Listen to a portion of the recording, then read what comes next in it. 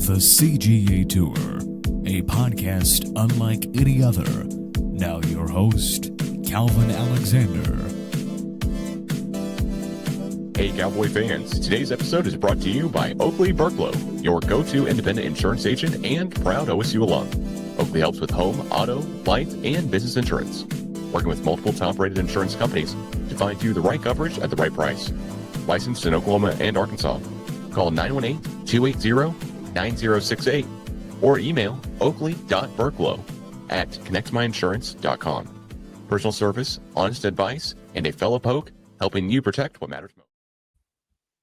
And welcome back to the latest episode of the CGA, the Calvin Glenn Alexander Tour podcast. We are live here, clearly, as you can tell, recapping the latest episode of the Oklahoma State basketball season. I should say latest game, but tonight felt like more of an episode. It was out of a dream.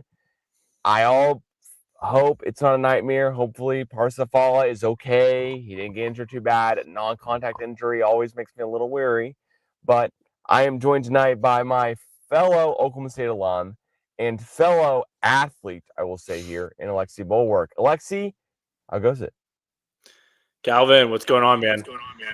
It has been way too long since we're on here, but I'm excited. This should be a fun episode. College basketball is back.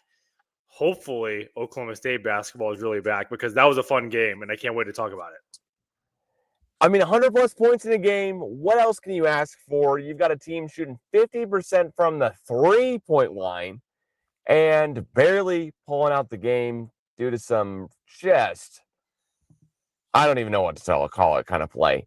Alexi, what did you take away from tonight's game against the University of South Florida? Central Florida is this weekend. South Florida is for the moment. What'd you think? I mean, from the beginning, the offense, incredible tonight. Putting up 103 points. Not only 103 points, Calvin, but 59 points in the second half. So this was a team who started a little bit slow. They were down by 12, actually, going what it looked like going into the second half, but they kicked on a switch before the end of the first half, ended up scoring 59 in the second half. Just all around, great win, good offensive performance. And what really impressed me was the depth of this team tonight. Guys came off the bench and performed very well, specifically Anthony Roy, who hasn't started. They've been trying to ease him back in, but 15 points tonight off the bench. Really good showing from him. When you have so many players who come off the bench and make an impact on that game, it's awesome. So I love to see what this offense has. And then when they went down big by 12 points in the first half, the way they came back from that, very, very encouraging.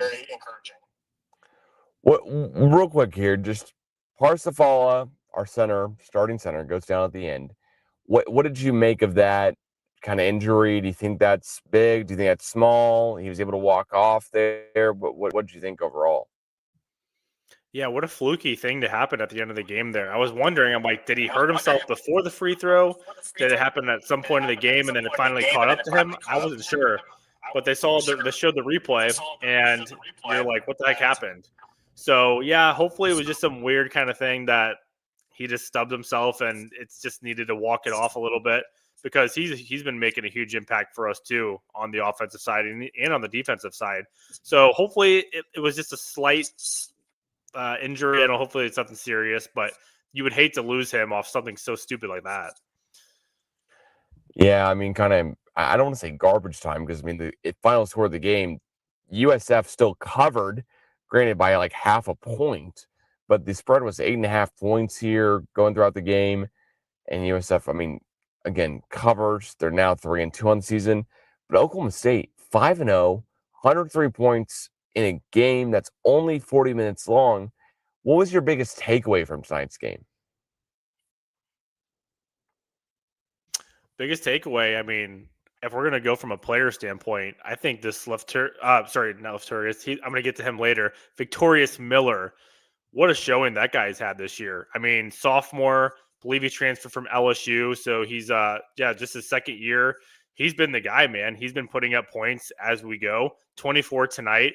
100% from the three-point line, so he didn't miss a shot from there. He had 30 in another game, 15 against A&M, 21 against Oral Roberts. He's currently averaging 19.8 points a game. Really, really love what I'm seeing from him. So that's one of my biggest takeaways. And then from a coaching standpoint, look at Steve Lutz. This guy he knows how to win. And yes, it's still early. Wait till we get in Big 12 play if you want to be patient. But man, you can just tell from last year to this year, one, the talent that he brought in. These are not just some guys that he found on the street. Oh, what can you guys play this year? No, this is a much, much improved team who has talent, and they're going to win some big games in the Big 12 this year. This team's going to finish, in my opinion, top 6 or 7 in the Big 12 this year. I think they're that good of a team and a really good Big 12. So what I've seen from Steve Lutz as well, X's and O's and how he has his team ready to play, 100% love it. I'm all bought in on this team right now. Yeah, I got to say, I mean, scoring 100 points, it happened once last season against the UCF, scoring triple digits or more. Did not happen during the Cade Cunningham season at all. And also didn't happen when we played like Cleveland State and went to overtime just a couple of years ago. So this to me is I don't want to be too hyperbolic. I want to keep my emotions in check. But it's really hard right now because this team seems like we can play up to any opponent we need to. Granted, that also means that we kind of get a little bit lulled to sleep here because this USF team, we were 50% from the free throw stripe at halftime. Don't love that. Christian Coleman making 3 of 7 from the stripe at halftime. Glad he's getting to the line and shooting some free throws, but then again, got to make more than 3 out of 7 going into half. But our three-point shooting, that is what I'm going to take away from tonight. That is incredible. 50% from 3. That's how you get 100-plus points in a game, right? 100%. And that's what have we been missing these last few years was three-point shooting. We could never find a guy or multiple guys to make the big shot when we needed it. And look what happened tonight. Time after time, these guys hit big-time three-pointers. And it wasn't just one guy. There was multiple guys doing it. Even this guy from Greece. Love to see this guy. Freshman, 22 years old. Lefterius Mantzoukas. Great pickup. He looked really good, too. 8 points tonight. May not look great, but on the stat sheet, he made his three-pointers. He was 2 for 3, got a couple rebounds. He had a couple key plays in that game. Love to see what I'm seeing. I love to see him making an impact on this team as well. But yeah, there's just all around guys who are making big plays, and I love it. Well, feel free if you're watching this with us here and kind of recapping to give us a comment and ask any questions you have. My biggest question to you, though, Lexi, is you said top half of the Big 12, 6th to 7th kind of team rankings. Does that mean you think we're going to the tournament? Again, very early. Like you said, I don't want to get too crazy and ahead of myself, but I really do believe it. I think as the year goes along, this team can only get better. Of course, we have to hope there's no major injuries and, there's some luck you need at times during the season. But I think from what I'm seeing early on, when I actually watch the game, I know we're not playing the world beaters of the world. We're not playing a UConn or an Arizona yet. But once we are in Big 12 play, we will be playing those teams. And that's going to only prepare us better for when we get to the tournament. And yes, I think we're going to be that good of a team that we will make the tournament this year as an at-large team. So, yes. And here's the thing, too, that we have to point out is this Oklahoma State team is getting a lot of credit from big names in college basketball. We've seen some reporters say stuff like John Rothstein. He's a big-time national college basketball guy. Fran, I know we have some big fans over here of Fran Fraschilla. He's been talking a lot of good things about Oklahoma State. So it's not like we're just noticing this as, Oklahoma State fans. There's national guys noticing this too. And a site that I usually like to refer to, it's called Bartorvik. It usually analyzes like stats for offense, defense, and just all around. They right now currently have Oklahoma State rated as the 44th rated team in the country, which tells me again, this team is not just a team that we think is good. I think they actually are good.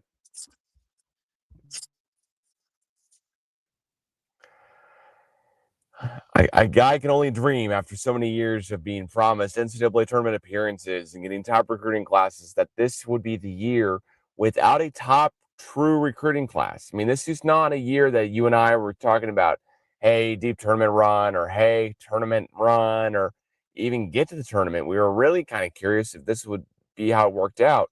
So it's impressive to see the team play and be 5-0 already, have a lot of good moments so far. But when it comes down to it,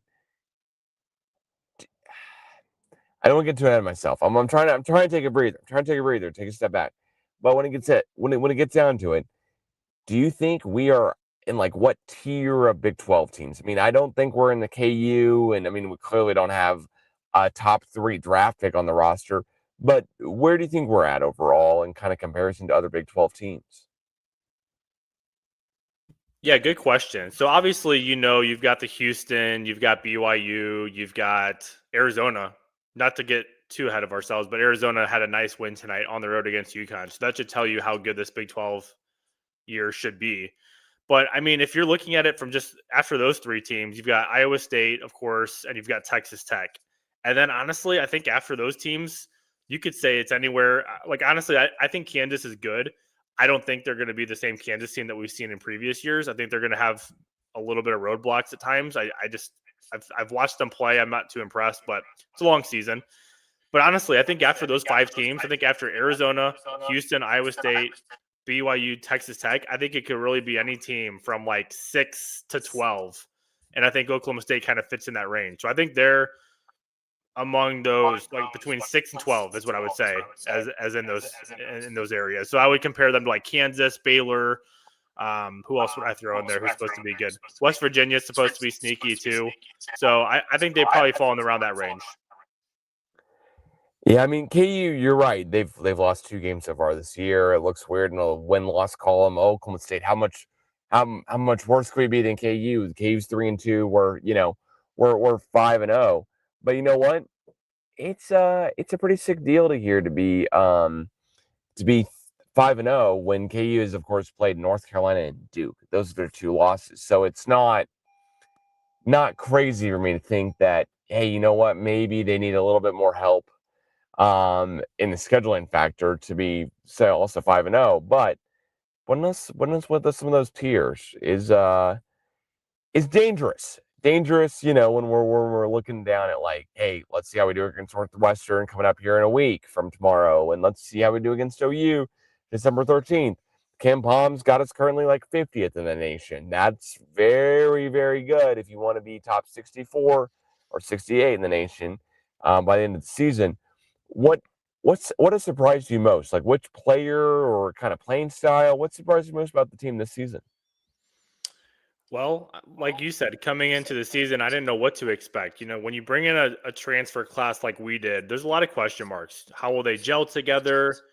Who's going to make, the impact? Who's going to be your leading scorer?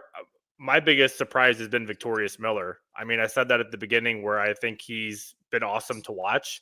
But as a freshman last year, I think he averaged like 8 or 9 points for LSU in a really good conference for the SEC. And I mean, he's taken it, man. He's pretty much led the team in about every game in points, as I was telling you earlier. So that's really surprised me as a guy in the transfer portal that we acquired. The other guy who I've really liked to watch is this Christian Coleman guy from UAB. He's made a nice impact. Big man down low, plays nice defense, also gets some nice shots down low and can get to the rim. I think he's been a great addition too. So it just seems like all together, like Lutz brought in a great group, guys who can shoot threes, guys who can make plays on defense, guys who can play in transition, just all around. I mean, I know we haven't played all these great Big 12 teams yet, but still it's very early. And when you see this kind of stuff, I don't know if it's because I've watched so much bad basketball these last 5 years, but I don't think it's that though. I think when you seriously look at it all together, these teams that we've had in the past and this team, there's just so much talent here. And that's what gets me really excited. Yeah, I keep trying to kind of temper expectations, but if they're running wild, I'm thinking at least kind of top 8 seed in March Madness. I think an 8-9 seed is somewhere in our realm right now. And it really comes to the factor that like tonight we were inconsistent. We did not look great. But then we put up 100 plus points. I'm like, well, how bad can we be? So I don't know. This did not look like the same team that played Texas A&M. This was not the same kind of fashion. This was more of a, hey, we look pretty good. We look kind of great, but like there's a lot to improve on. And then also you're looking down, you're like, wait, we scored 103? Wait, we shot 50% from three, and we still didn't play that great? Seems tough. But I do love that we have an offense that just is all about transition. Like, we are just getting out there. You don't score 100 plus and the other team scored 90 plus without just being a fast-paced team that is quick. It seems like Lutz getting his guys in this year has made a huge difference compared to last year. I do want to talk a little about South Florida here as well, kind of going to the Big 12. What has surprised you most about Big 12 maybe this season so far? Is it Oklahoma State? Is it another team that's kind of really gotten your radar? What's been going on so far?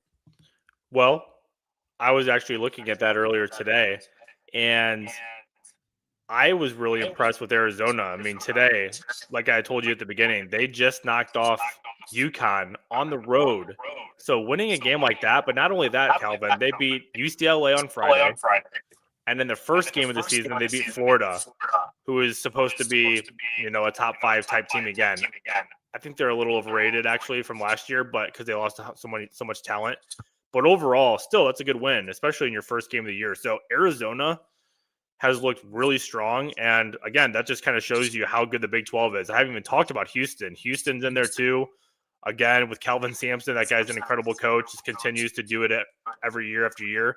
But Arizona probably has been my most surprising team to be as good as they've been because they've just looked incredible and they have the wins to show for it too.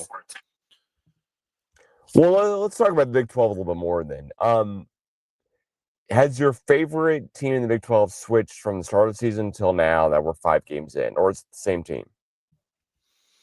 5 games in. I mean, looking at it, I still always respect Texas Tech. Texas Tech's always been a team who I'm pretty much high on going into the season. Same with Iowa State. Like, I feel like you're getting pretty much consistency with those two teams year after year. I guess another team that I would be, if I was not going to say either of those teams, I'm curious. I really am curious about this Kansas team because they've had 2 tough games, and those 2 tough games they lost. They lost by 13 in North Carolina. They lost by 12 to Duke. So is this Kansas team kind of like last year where we saw them really struggle in the Big 12, especially on the road? This team just could not win on the road, and there was games where they just got blown out. So Kansas is probably one of my most concerning teams. The talent will obviously be there because of what Bill Self brought in. But I think there's some concern. I mean, how good can this Kansas team be, especially after last year with what we saw? So I think that's going to be a big question mark is how does Kansas do in the Big 12? Because this is a tough Big 12 that they're going to be going into. Yeah, all right. Well, I want to ask you like 2 more Big 12 questions here about basketball, and then we'll move on to Alex Golesh to kind of recap the night here and end it out. What is your favorite part of the college basketball season? Is it right now when we're having the preseason, kind of non-conference play? Is it the conference play itself? Like, what are you most looking forward to for Oklahoma State fans this season? Is it kind of the Northwestern and the weird like Grand Canyon and then the OU games, or is it more of the conference play? Well, I will say it is tough to say this because Oklahoma State isn't really even playing in one of these tournaments, which kind of bums me out. But I love Feast Week. Feast Week is awesome because we've got games going all day. It's kind of like a preview to March Madness because you've got all these teams playing each other. There are all these tournaments. We've got the Maui. We've got games going on in Chicago, the West Coast, all over the place in the country. So you got games all day long that you can watch.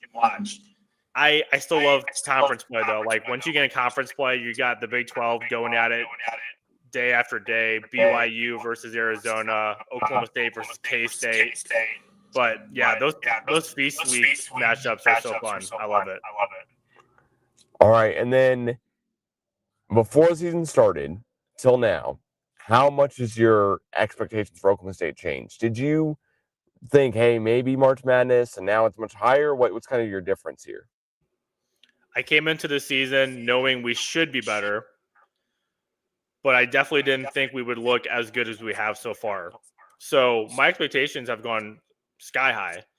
And I think a lot of it has to do with what I've seen in Lutz. I mean, I said it all last season, too. We did an off-season podcast, and I was like, I really think Steve Lutz is legit. And I think when you give him time to bring in some talent, you're going to see it. And look what's happened so far.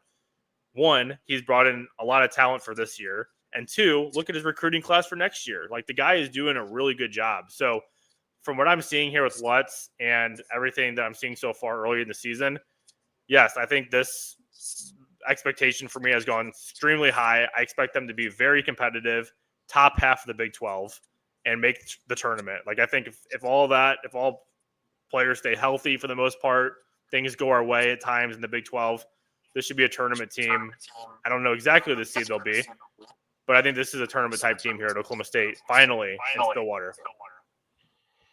All right, well, got to ask you now about the coaching deal for football, at least, because we know we got an opening there. Mike Gundy, I'm glad to know he's still alive, glad to know he's still going. He's out there on OSU hockey, kind of X and Instagram and stuff and TikTok. He's shouting out the hockey team. Love to see he's still supporting the Cowboys. It is a little interesting that that's the first public comments he makes is come to the hockey match in February. I have a question about that. Did we get confirmation that it's real and that it wasn't like 5 years ago or something weird, or like a couple months ago? Like, was that really this recent and this is the first public comment that he's made? Like, is that legit? I'm pretty sure. And the reason why I say it is because I've been trying to track it. I've been going, okay, James Franklin puts out a statement within like 6 hours. You got Brian Kelly, even with all of his horrific stories that are coming out, he still puts out a comment within a day. Like, you've got all this type of stuff. Gundy could have recorded this a while ago, but it just popped up recently that he's on Cameo.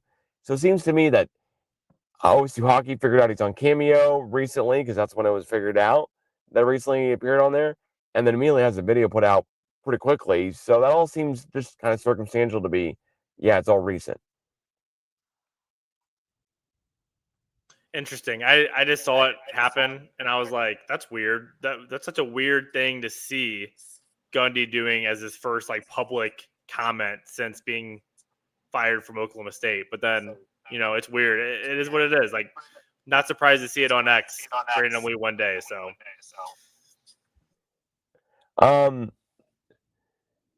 do you like the possibility of Alex Golesh? Do you like the possibility of Eric Morris? Do you have a leader in your mind that you want to see as a former Oklahoma State football player for a summer, before, the kicking camp kind of ended? Do you want to see, I don't know what the best way to put that is, by the way, so I don't mean to throw any shade at you. I'm just saying you were in the locker room with Gundy as the head coach. As the guy now I'm talking to, who do you want to be the next head coach for Oklahoma State football? Man, it's been a couple months, and I still truly do not know. I mean, I really don't. I've looked at all the candidates. Nothing's been like standing out to me where I'm like, oh man, I really want this guy. We need this guy. I will say this. I'm totally out on wanting Zach Robinson. Like, I just don't think it would be a good fit. I think we need somebody who's been in college, who knows the recruiting game, who knows the NIL game. We need somebody like that. And I don't think Zach Robinson, no disrespect to him at all, but I just don't think he's ready for that right now. I would like to see him at least get some kind of coaching experience in college, because it's a different animal, man. The way college sports is now is different than what he's doing in the NFL. It's just the nature of it. So I'm completely out on that idea. I hope that that's not the way Oklahoma State pivots, and I don't think they will. But I don't know. I mean, I'm looking at Alex Golesh. It's just hard for me to get excited for him because I haven't seen him do too much at South Florida. Like, this is what, year 3, and he's 7-3.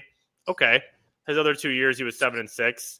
I guess it's somewhat okay to see some improvement in year 3, but I don't know. I guess I don't know too much about him to get too excited. And then the other one was Eric Morris from North Texas. Same kind of thing. 2023, he took over. He's what? I'm looking at his record. He's nice this year, 9-1. He looks like he's leading a good team, but I don't know. I'm not excited about either one of those guys. What I'm hoping, though, is if we get one of them, they truly come here and they want to build something at Oklahoma State. I don't want somebody to come in and be like, oh, yeah, I'll be here for 3 to 4 years, and then if I'm good, I'll take the next big job. Like, I want us to find somebody that you can stay, that will want to stay here and actually build something, that wants to be here for 10 years. Because that's what we need. This is the type of job Oklahoma State has. So I don't know. To be honest, I still don't have like a true favorite in my heart. See, I want a guy to come to Stillwater and be good through the next media entity portal buying restructuring for all the TV contracts, which is 2029. And then after that, like, hey, if Alabama wants to hire you in 2030, you probably got close to a national championship for Oklahoma State. Like, all of that to me means something good. Whenever a guy is getting hired away from Oklahoma State at this point, it is you got to be pretty great to get hired away because we are such a good program. I mean, we have been historically a good football program. Or, hey, you know what? 2 to 3 years in, it didn't work out. Let's cut the rope. Let's be done with it, and let's keep moving. Like I would love to see a Zach Robinson type of guy, but not Zach Robinson. Like if there was a former Oklahoma State player who was in the college football ranks, who was killing in NIL, that'd be the home run deal, right? That is like the creative player type of creative coach you have. That guy doesn't exist for us. We know that. Alex Golesh was formerly on Oklahoma State's campus in 2008, but Eric Morris is the guy who's kind of the offensive guru, and Golesh is not a former football player. He's a former GA, former tight ends coach. He's good, but like, has he been the offensive coordinator? He is the offensive coordinator any place he's been. He came over here from Tennessee. Before then, it's Toledo, and it's Iowa State, and he's a tight end coach and that type of stuff. So that's why I'm kind of inclined to think more about Eric Morris. He brings in Masterson, his quarterback at UNT. There's hopefully competition, or it's just Masterson's job. And all of a sudden, we are off to the races. We are rebounding. Instead of reloading and taking forever or a little bit or just longer than you'd want, it's, hey, we're back to a bowl game next year. Like 6 wins in the Big 12 is not too tough to say. It just isn't. Well, next year, we're probably going to face like the Arizona States and the TCU and the West Virginias and maybe we face Cincinnati again. But like this year, we faced, we avoided BYU and Utah. Great. Next year, we probably have one, if not both. That's kind of how the Big 12 schedule goes. This year, we face UCF. This is kind of an easier schedule than normal. But what's proven to be true is that Houston's tougher than you would think. Cincinnati, tougher than you would think. BYU and Utah, still pretty good. Texas Tech, just as good as you would think, if not way better. So what can we do next year to be looking a little bit better than we are right now? And to get our first win in over a year. Like in the FBS. We just have fallen so far so quickly. I'm really reluctant to try to get a guy who builds. That's all. I would much rather that, we would be a little bit better than not. I would say I don't think UCF is easy. I don't think we're going to win this weekend. I want us to get a brand new head coach in that I do feel like we have confidence in winning. Golesh may be a great name. He may be the name floated around more prominently than other guys, especially for Oklahoma State fans because he was on the campus. But he is not the guy. Like, he is absent of the guy to me because he has not been a true OC at a college. Just he's been with Heupel. He followed Heupel from UCF to Tennessee, and now he's at USF, and they got the same quarterback, and all of a sudden they're winning games because they put it together a little bit better with NIL money. And we're going to take that guy. Like, it just seems like we you got to dig into the resume a little bit better. You got to dig in, dig deep, see that resume a little bit more, and do a little bit better. I did a podcast earlier today with the United Ones that comes out tomorrow, where we will learn all about Alex Golesh's tenure at USF and how it really went down. Yep. And that's a lot more information of, is he good? Is he bad? Is he okay? And that's what here you got the United Ones here. Coming with here for everyone on YouTube. And that's really what we need to be just aware of. It's like, this is a huge next step for Oklahoma State. Cannot get this one wrong. I don't think Weiberg will. He's done great so far in every single head coaching job that he's hired. But it's going to be real bad if it doesn't go great quickly. I mean, you do not want the Oklahoma State team that only wins 3 games next year as the new head coach. It's a real sour taste in the like guys' mouths, especially if you're going to bring in guys out of the portal, which every guy who comes to Oklahoma State is going to get guys out of the portal and bring them in no matter what. He has to. And that's something I was going to say. I'm looking at it a little bit more with Eric Morris. I think I would probably, if I had to decide between the two, Golesh and Morris, I think I would lean toward Morris. And something I like about it is he's had experience with a Big 12 team, and that's at Texas Tech. Co-offense coordinator, wide receivers coach back in 2013. He was there for quite a bit of time. So I think that's a positive is if you bring in a guy like him. Also, who's close to Texas? Oklahoma. Where does Oklahoma State like to recruit? A lot of Texas guys. So could that help that Eric Morris is familiar with that area? I think that's a good point too, is Eric Morris familiar with that Texas area, could bring some guys with him from North Texas. And I know they're in a much lesser conference right now and they're dominating, but still, when you're dominating at the level he is right now, that's pretty awesome. Like his team and his offense has been putting up tons of points this year. And that's what we need to bring back to Oklahoma State is the offense that we used to have, like the run and gun offense. Like that was a lot of fun. So I think bringing in a guy like Eric Morris would get me more excited than it would Alex Golesh, just from my perspective.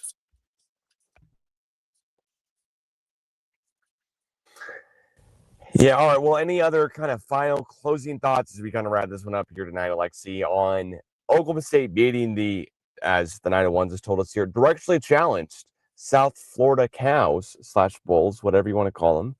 That is your prerogative. I don't want to throw a shade against a team where we might take their head coach from football a bunch because, hey, then this one will go viral. Everyone will listen to this one. It'll be crazy. This will be the biggest podcast I ever do. But South Florida Cows, man, like, is Golesh really the guy?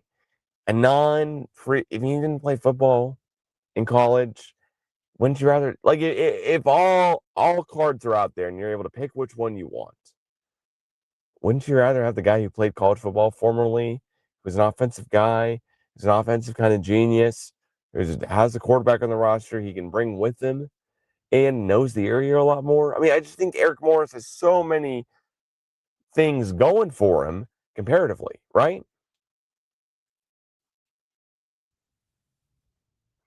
Yeah, for all those reasons, I think it just makes so much more sense for Eric Morris. So we'll see. It'll be interesting to see what we do, but if we could somehow find him here in Stillwater and bring the quarterback with him, maybe some other talented players from that North Texas team, I think it could be much better. So we'll see. We'll see what happens. All right, Alexi. Well, thank you so much here for joining me as my car basically almost dies here on the latest episode of the CGA Tour podcast. If you're not already, please follow, subscribe, like, all that type of good stuff here at the CGA Tour on Twitter, Instagram, and more. Alexi, can we get a good, solid go Pokes here to end out the podcast? Let's do it. Oklahoma State basketball should be a fun season. Let's get excited. Hopefully we can make the tournament because those are my expectations now. This team will make the tournament.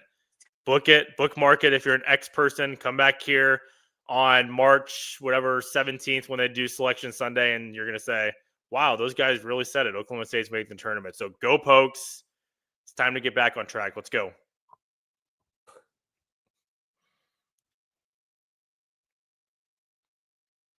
Catch you guys in the next one. Peace. Hey, Cowboy fans. Today's episode is brought to you by Oakley Burklow, your go-to independent insurance agent and proud OSU alum. Oakley helps with home, auto, life, and business insurance, working with multiple top-rated insurance companies to find you the right coverage at the right price. Licensed in Oklahoma and Arkansas. Call 918-280-9068 or email oakley.burklow@connectmyinsurance.com. Personal service, honest advice, and a fellow Poke helping you protect what matters most.